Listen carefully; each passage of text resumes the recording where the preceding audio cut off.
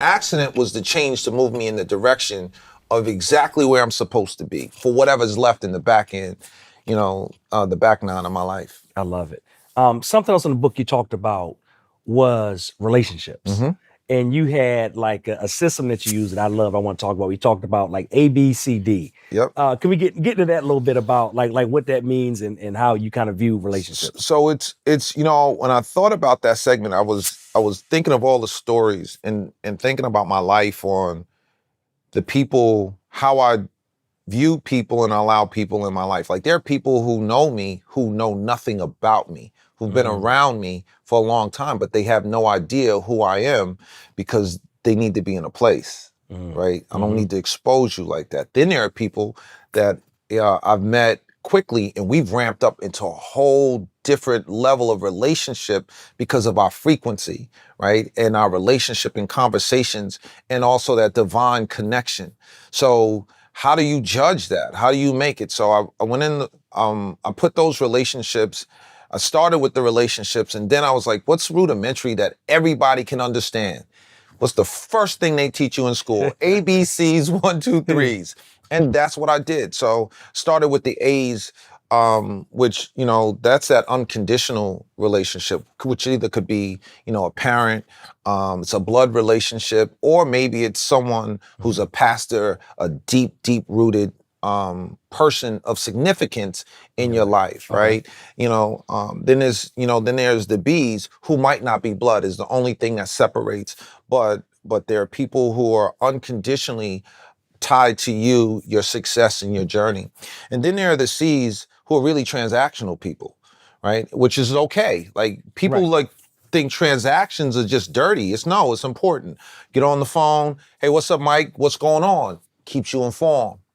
Sheila, what's happening? Oh, yo, you need to know about this. They've never been to your house, right? They've never you don't pick up their phone. They're not on the do not disturb list, right? When the phone rings, but they're very integral and important on how you move in your life on keeping your network. Cause that's all we're really talking about is how you frame and you don't blur the lines. Like for me, I keep things very specific for me to operate. And D's are like, why would you even have somebody, that's them hanger-ons. Those people, I know that's my homie. We done been down 15, 20, 30 years. I know him the way he is, but they toxic. And how you want to grow if all you just always running in sludge. And that's important to identify them and let them go because they're never going to be a C, right? They're never going to be an A and B.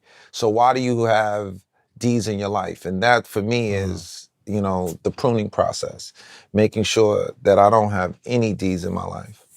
That's good. It's interesting because I think about relationships a lot.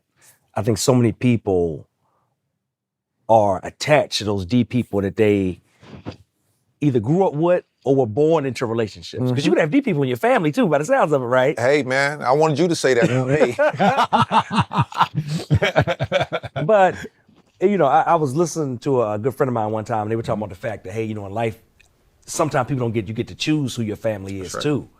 I mean, have you seen that in your own life? family and you choose your friends. Think about it. You born in whoever they are, that bloodline is just bloodline. You had no choice in that. Whether you decide to call me back tomorrow, that's your choice, how you gonna open up the door to allow people in your life.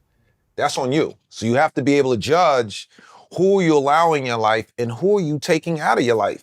And both of them are challenging because sometimes it's just the void that you have on why you allow folks that aren't good for you, but you let them in anyway.